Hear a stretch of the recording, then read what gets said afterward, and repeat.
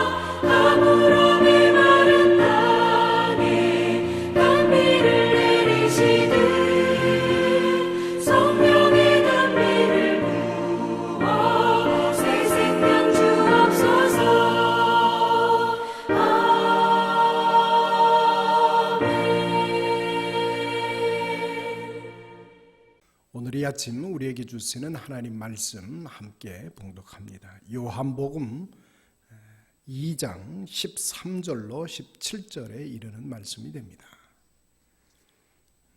요한복음 2장 13절 찾은 줄 알고 제가 봉독해 올립니다. 유대인의 유월절이 가까운지라 예수께서 예루살렘으로 올라가셨더니 성전 안에서 소와 양과 비둘기 파는 사람들과 돈 바꾸는 사람들이 앉아 있는 것을 보시고 노끈으로 채찍을 만드사 양이나 소를 다 성전에서 내어 쫓으시고 돈 바꾸는 사람들의 돈을 쏟으시며 상을 엎으시고 비둘기 파는 사람들에게 이르시되 이것을 여기서 가져가라. 내 아버지의 집으로 장사하는 집을 만들지 말라 하시니 제자들이 성경 말씀에 주의 전을 사모하는 열심이 나를 삼키리라 한 것을 기억하더라. 아멘. 이것은 오늘 이 아침 우리에게 주시는 하나님의 말씀입니다. 어느 분이 진지한 표정을 가지고 제게 찾아와서 이렇게 묻는 것입니다. 도통 예수님을 알기가 힘이 드네요. 어느 것이 진짜 예수님의 모습입니까? 라는 질문입니다.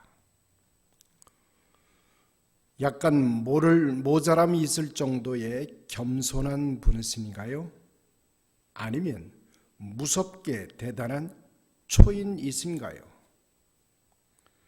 소심하고 소극적인 분인가요? 아니면 대범하고 도량이 넓으신 분인가요? 어느 쪽이 진짜 예수님의 참 모습입니까?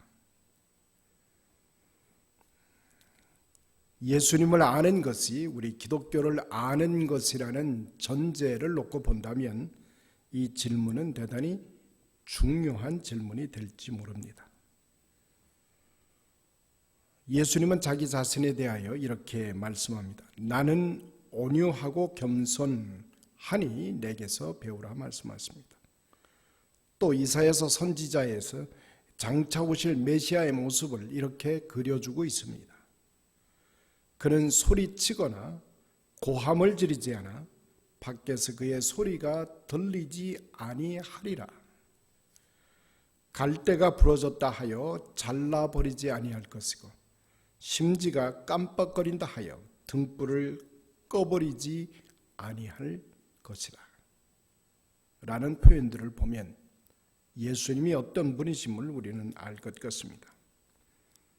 그분의 모습을 구약 성경은 이렇게 말합니다.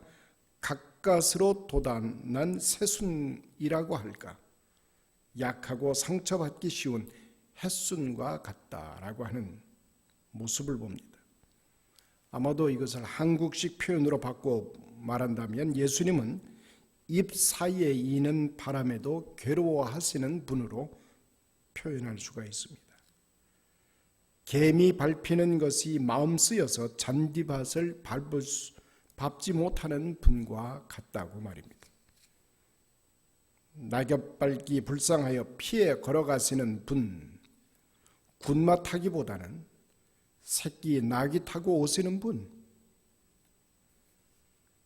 성경에서 우리가 보게 되는 예수님의 겉모습은 그러합니다. 그러나 또 성전 청결의 장면에 가면 노끈으로 채찍을 만들어 치시고 상을 뒤엎으시고 비둘기장을 엎어버리신 뿐만 아니라 돈괴를 쏟아버리고 완력으로 사람을 내어 쫓아버립니다. 그리고 내 아버지의 집을 장사꾼 소굴로 만들지 말라고 말씀하시면서 내어 쫓는 모습을 우리는 본문에서 보게 됩니다. 또 예수님은 자기 자신을 세리와 죄인들의 친구라고 자처하십니다. 그래서 세리의 집에 가시는 것을 껄끄럽게 생각하지 아니합니다. 바리새인을 욕하며 야단치시면서도 바리새인의 초청에 쾌히 응답하시는 모습을 봅니다. 또 마태복음 23장에서는 처음부터 끝까지 화 있을진저라는 그런 엄숙한 표현은 계속되어 나타납니다. 그의 입은 점점 거칠어지고 뱀, 독사, 여우, 무덤, 죽은 사람의 뼈라는 말이 튀어나오는 것을 우리는 여실히 봅니다. 화 있을진저, 이 원어적인 의미에서 좀 풀어 본다면 저주와 같은 표현입니다. 현대말로 바꿔 표현을 하면 벼락을 맞으라, 싸그리 망해버려라 라고 하는 욕된 표현과도 대단히 흡사한 것을 볼 수가 있습니다. 다른 사람이 50년 써야 될 그런 막말을 불과 3년 사이에 써버리시는 예수님의 모습, 또 예수님이 체포당하실 때 의연하게 용기 있게 보여주시는 모습은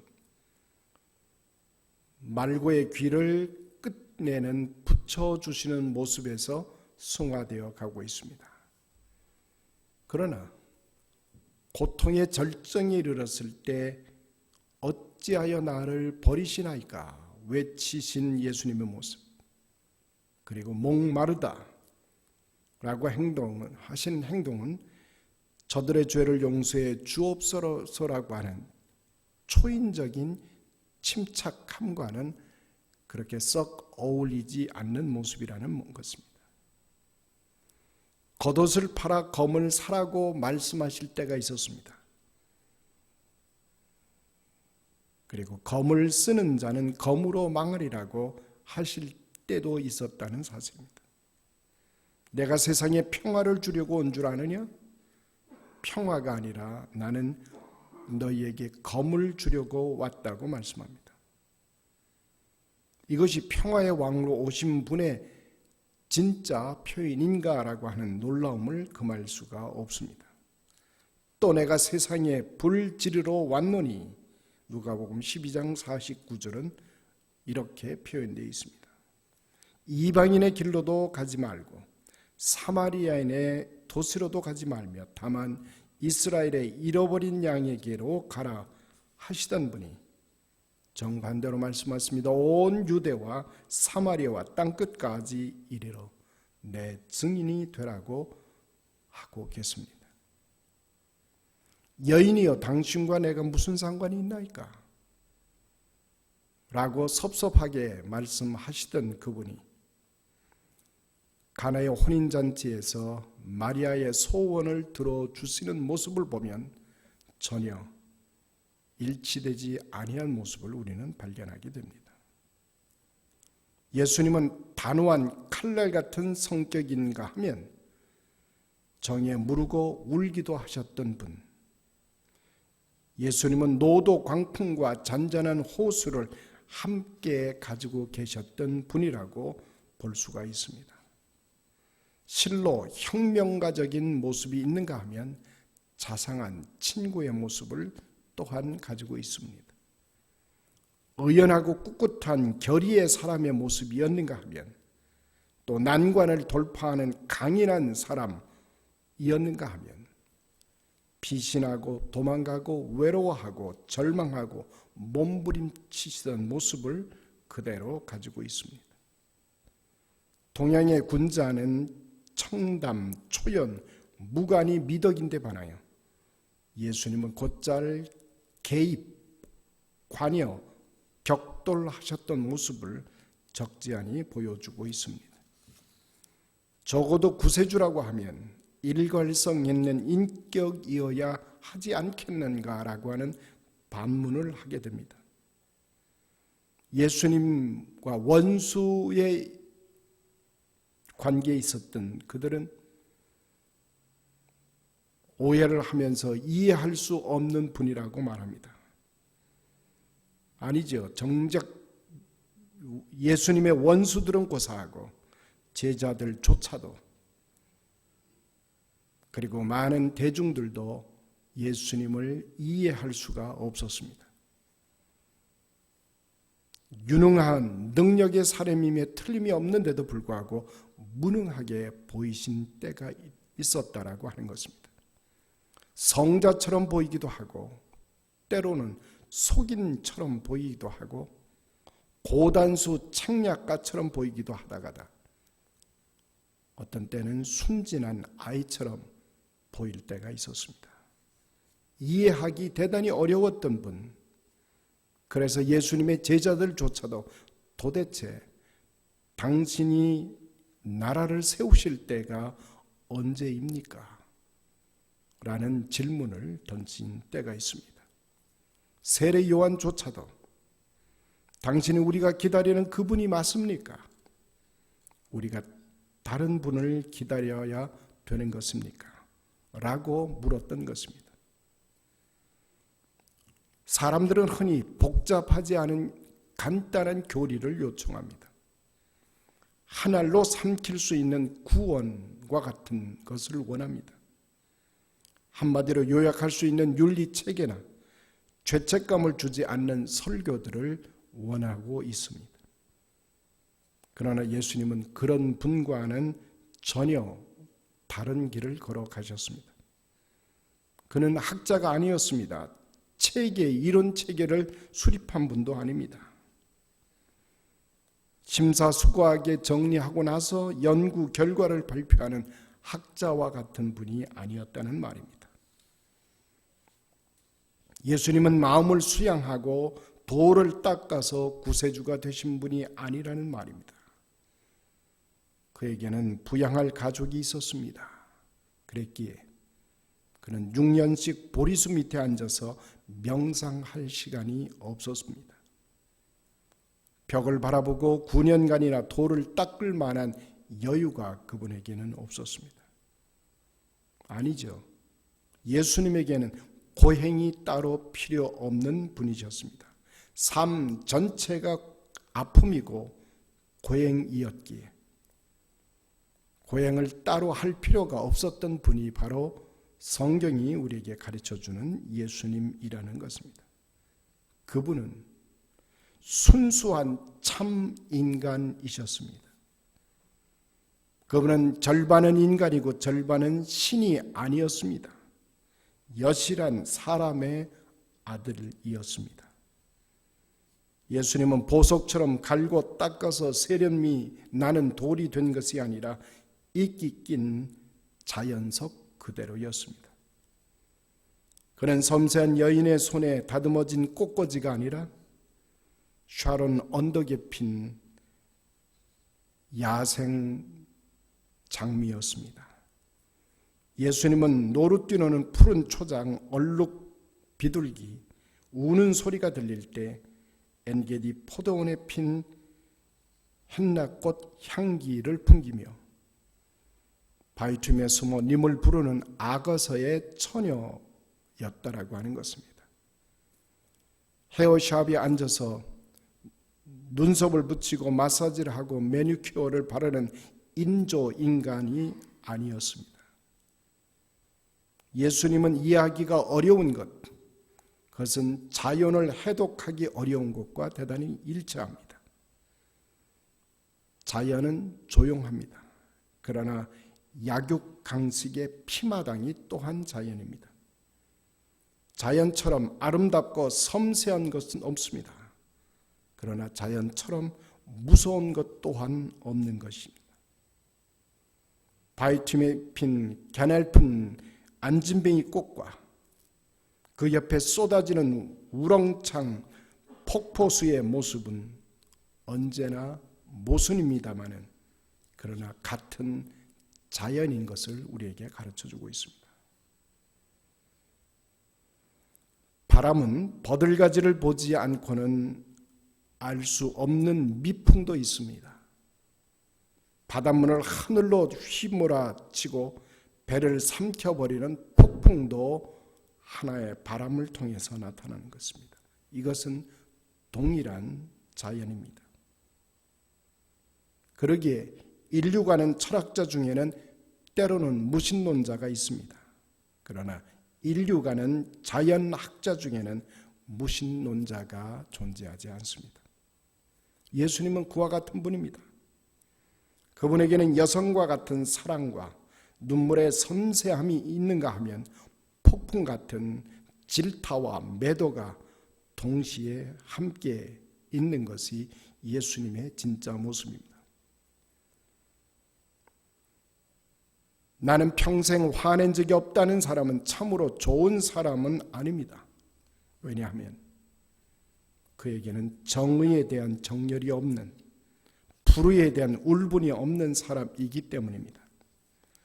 참으로 좋은 사람은 많은 사람들이 존경은 하지만 소수의 사람들은 이를 갈고 그를 미워하는 사람이어야 하는 것입니다.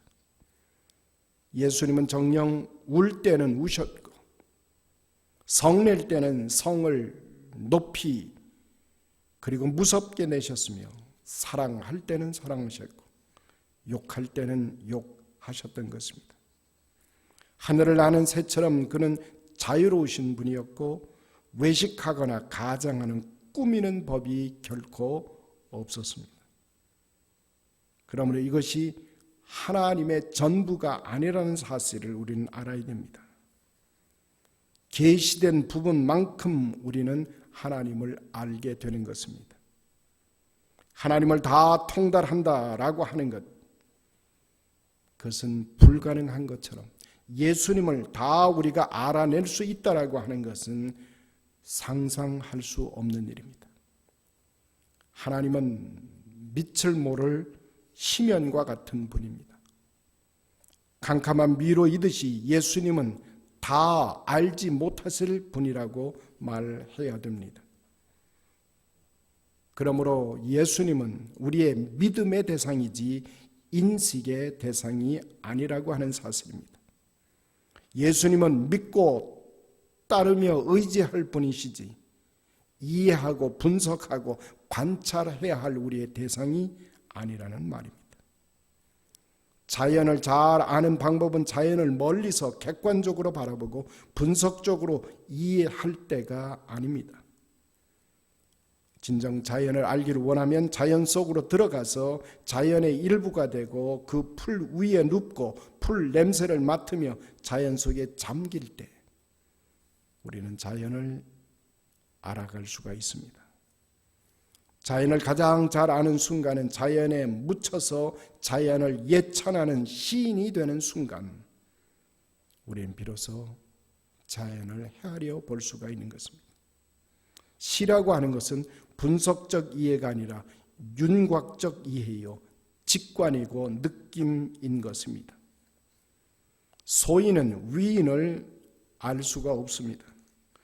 육적인 눈을 가지고 영적 존재를 찾아낼 수가 없다는 말입니다. 우리가 진정 예수를 알기 원한다면 우리는 예수 그리스도와 만나야 하고 그 만남을 통해서 변화되어질 때 그리고 그리스도와 일체감을 가지지 못한다면 결코 우리는 예수 그리스도를 알 수가 없습니다. 그래서 바울은 우리에게 이렇게 가르칩니다. 그리스도 안에 있으면 새로운 피조물이라. 보라, 이전 것은 지나갔으니 새 것이 되었다고 말합니다. 우리가 변하여 새 사람이 되지 못한다면 하나님의 자녀가 될 수가 없습니다. 하나님의 독생자를 알아낼 수도 없다는 말입니다. 진실로 진실로 너희에게 이르노니 사람이 거듭나지 아니하면 하나님의 나라를 볼 수가 없느니라. 자, 그렇다면 예수님을 우리가 정녕 알기를 원하십니까?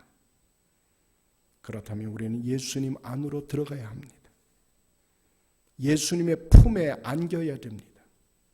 그리고 눈 감고 입 다물고 더듬어서 아니 냄새로 아니 우리들의 피부 전체로 우리는 예수님을 느끼고 체험하게 될 때 그때 우리는 예수 안에서 모순이 없고 그리고 아름답고 조화에 가득 찬 하나님을 만나게 될 것입니다.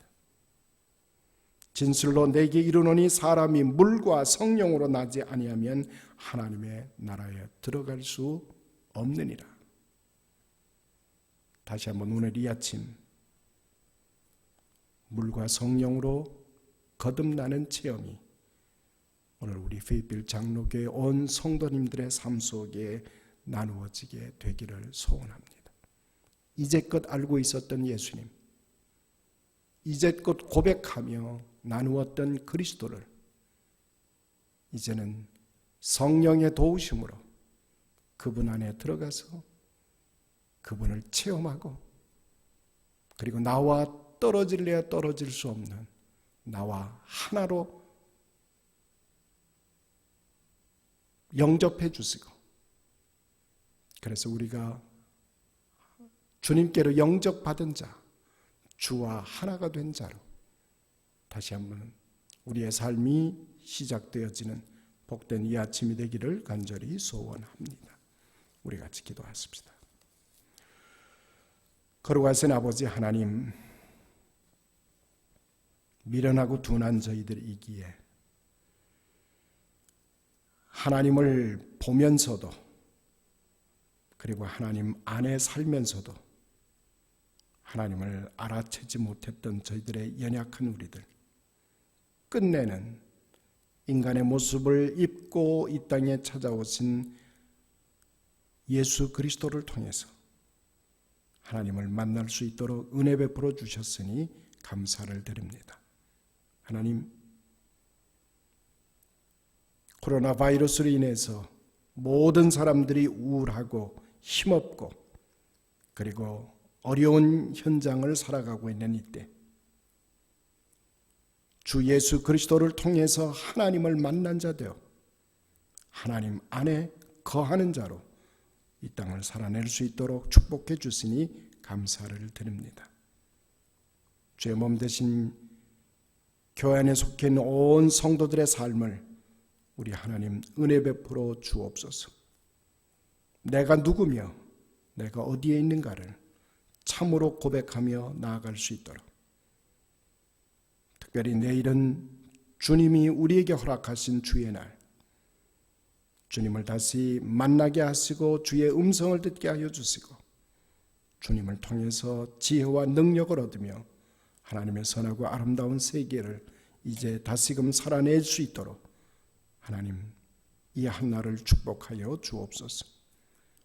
육신의 연약함을 안고 하나님께 고백하며 하나님의 도움을 요청하는 주의 사랑하는 백성들을 기억하여 주시고 저들의 삶의 자리자리마다 하나님 찾아가시고 은혜와 긍휼을 더하셔서 회복이 필요한 자에게 회복을, 온전한 능력이 필요한 이들에게 새로운 소망으로 채워주시고 인도하여 주옵소서. 예수님의 이름으로 감사하며 기도드리옵나이다. 아멘. 계속해서 우리 기도 제목 가지시고 우리 기도의 시간으로 이어져 가겠습니다. 기도하십시다.